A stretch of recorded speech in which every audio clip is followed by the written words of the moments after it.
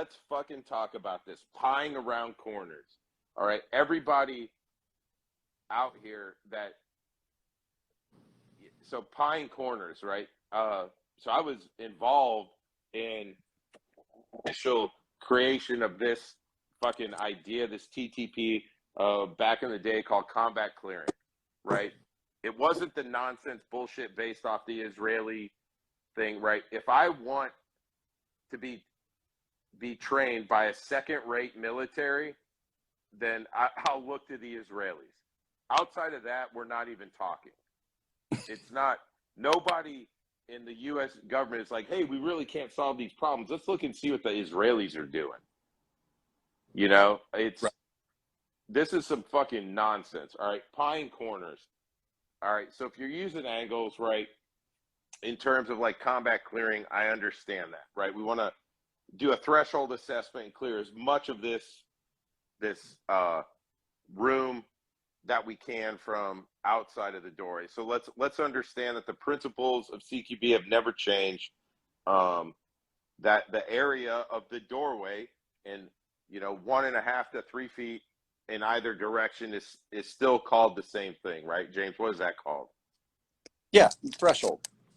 Threshold or the fatal funnel. Fatal funnel. It's not called the fatal funnel because it's a great place to hang out, right? Right. Typically in most dig construction or American construction, there's one way to enter most rooms, right? Unless you have adjoining bathrooms or closets or things like that, there's other doorways. But if you come in the front door of most houses and I'm going into a bedroom, there's one door that goes into that bedroom, right? All the fire is going to be concentrated there. So threshold assessment, pieing the doorway, clearing it, is really based off of a TTP that was in response to an issue that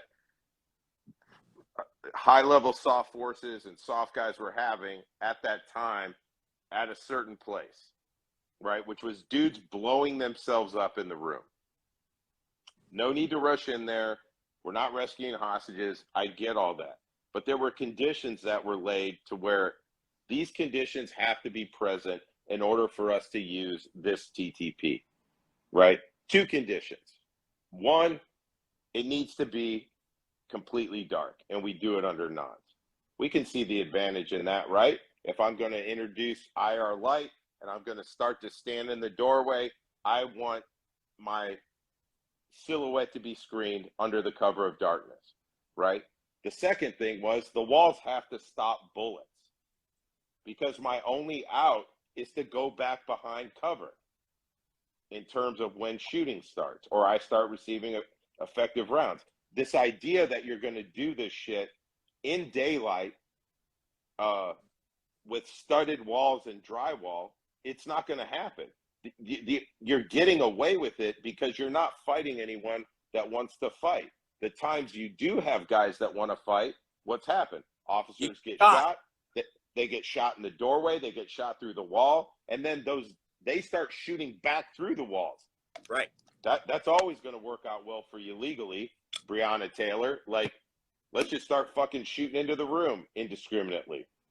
This TTP of like, you're not pieing it. I get it. Like, he puts it out like the practical approach to training, and he's shooting a USPSA style stage. Let's understand, what is he trying to get away from that?